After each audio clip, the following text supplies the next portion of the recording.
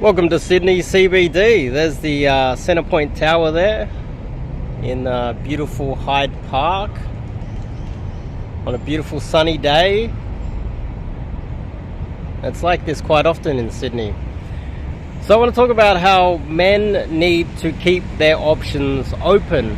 And this is advice for men living in the West. That means quote unquote first world countries, United States, Canada, Australia, Britain, I would say perhaps Singapore as well, maybe Japan to some extent, but not so much. First world countries that are at the peak of their development.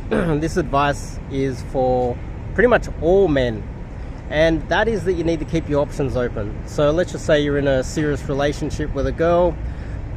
I recommend you always be looking for having side chicks, having a side girlfriend, having a rotation of girls, even if you're married. I know this seems a little bit controversial, but when you look at it from the point of view of they will always have the advantage and you will always be at a massive disadvantage, keeping your options open and having a bunch of other kind of side girls that you're always in contact with will always be a security blanket. It will be the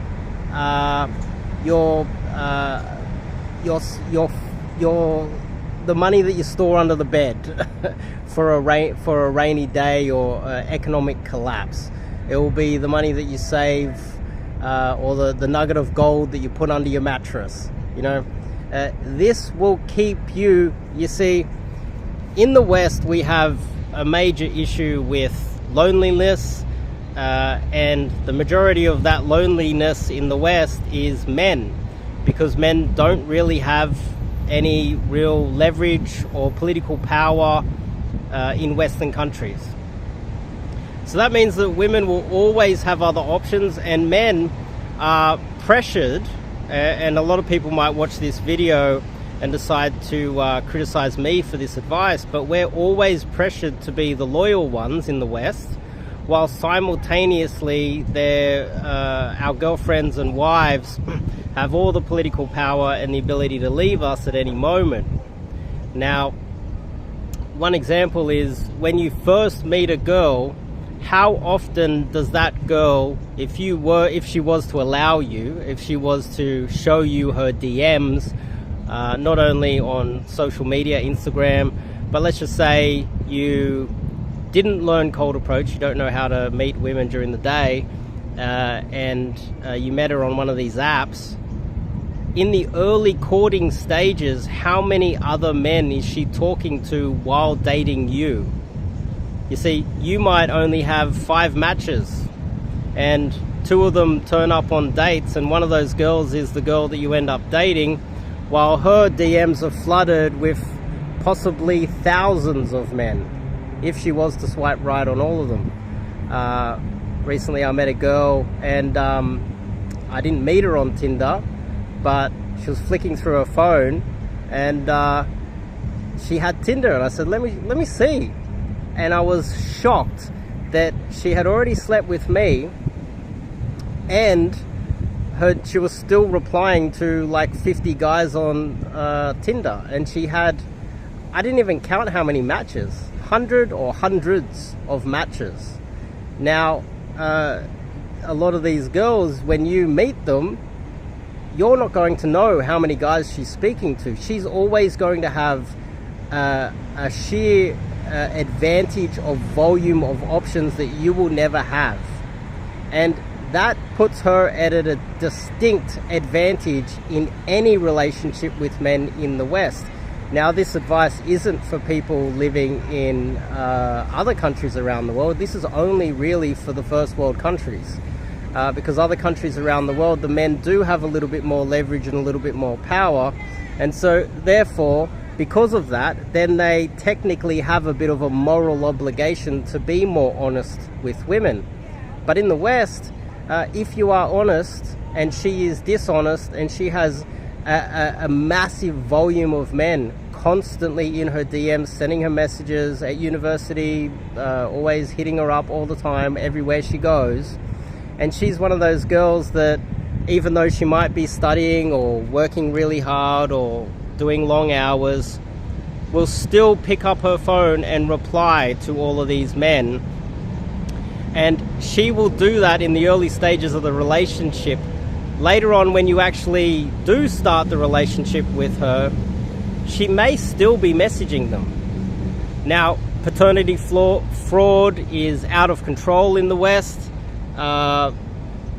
Study out of the UK is that 30% of all married, or of all children born in the country that have been tested were not the husband, not the man that she pretended was the father of the children, because she had all of these options and she slept with some other dude, and some other dude got her pregnant while she was with you. You didn't know, and then you somehow found out through getting some sort of a test, etc., etc. The kid didn't look like you. You went and got a test, and you found out. That's only 30% of the guys that actually did find out. There's a large percentage of men who have never found out, and they were bringing up children who were never theirs in the first place. And that is due to her sheer volume advantage of options over you. And the only way to balance that out to some extent is to always be on the lookout and always be trying to build a rotation or have a few other girls on the side that you are in contact with at all times. Now, recently I got caught cheating.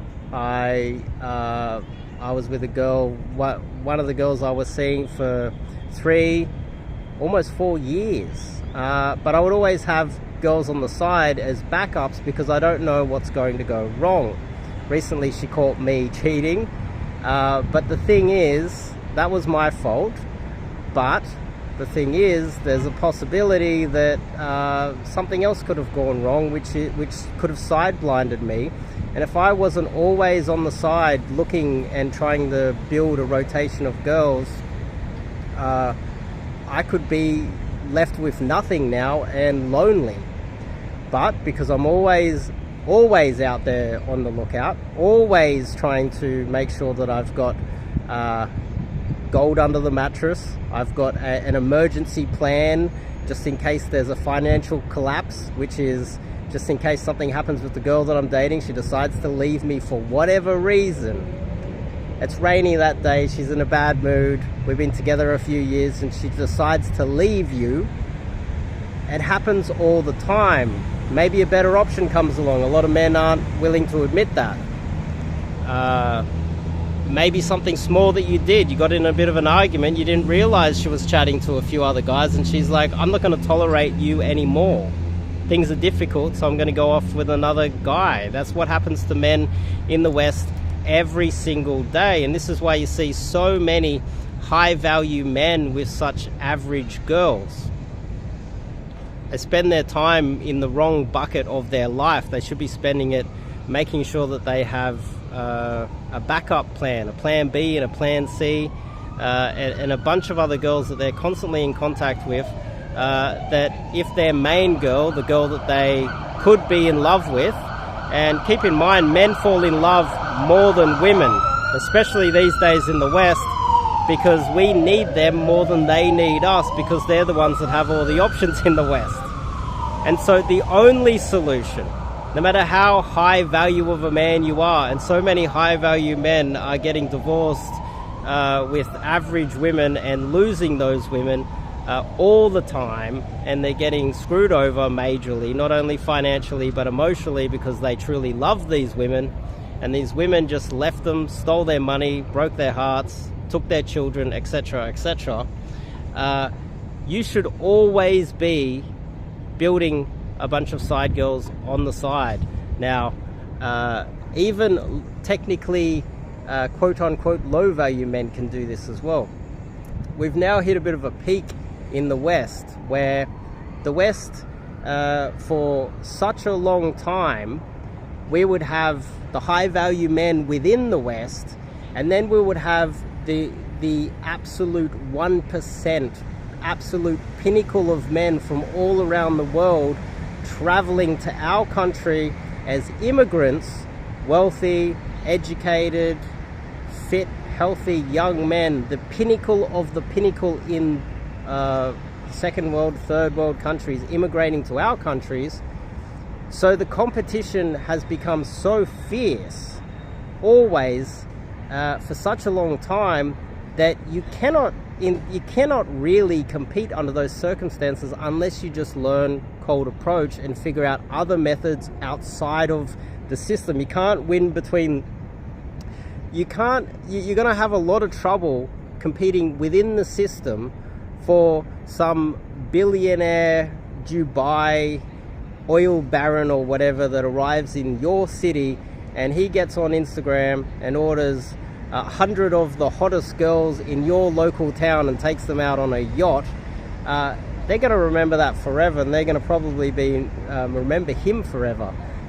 You have to compete with that in the West, which means that it doesn't mean that you can't find good girls, but there are a lot of girls that you will be dating that you think are good girls because you don't have the experience, that are going to either leave you or be cheating on you in the background. Paternity fraud in extreme cases for the naive men out there that they think that my advice is misogynistic. You need to be building some sort of a rotation on the side, no matter how much you are in love or trust your girlfriend or wife. You always need a backup plan. The amount of divorced single men, the amount of men in their 20s that just broke up with their girlfriend because it's cuffing season, or the sun's come out and we're going in the summer, and their girlfriend ends up having a fling with some random dude after a few drinks. The amount of times that is happening every day, society doesn't want to get those stats and give them to you. A lot of us have these bro science, anecdotal evidence of it happening on a daily basis. And I think you need to take it seriously. And my advice to you guys is, no matter where you are in your relationship, no matter how awesome and egotistical and high value you think you are, you should always have backup A, plan B, plan C, plan D, a backup plan for your relationship. You have a backup plan for your business burning down. You have insurance. You have insurance in almost every other aspect of your life, but Western men have little to no insurance in their personal lives. Think about it, just logically. I know you might love her, and I know you might have this egotistical, I'm a high value man, she would never leave me, she loves me, she does everything I tell her to do, she's so compliant and so busy. Well, it's happening every day, guys. Guys in your position that think that you are high value and have all these options and she would never leave you because you are so awesome, they're getting screwed over every single day in the West. And these men's egos prevent them from having an insurance plan, a plan B, C, and D, when in every other aspect of their lives, they're so methodical in all of their plans. They've got health insurance just in case they get injured. They got all these backup plans, but when it comes to their relationships, they don't. And they're getting screwed, not only with their girlfriends or wives, the family court, the divorce court, everything. And it's facts. I'm only dealing with facts here. The facts are that you're getting screwed. The facts are that the whole system is rigged against you, and this is the only way for you to compete within a rigged system. And so therefore, if you play the honorable Western man from 100 years ago, when society was a bit more male dominated and you had a lot more leverage, and therefore there was a moral obligation for you to do the right thing. Let's just say you're in China, let's just say you're in Japan to some extent. Let's just say you're in a Muslim country. Let's just say you're in Indonesia or Saudi Arabia. Then there's kind of like a moral obligation for you to be loyal to your girl, because that entire society is built to support you as a man. But that's not how it's built in the West.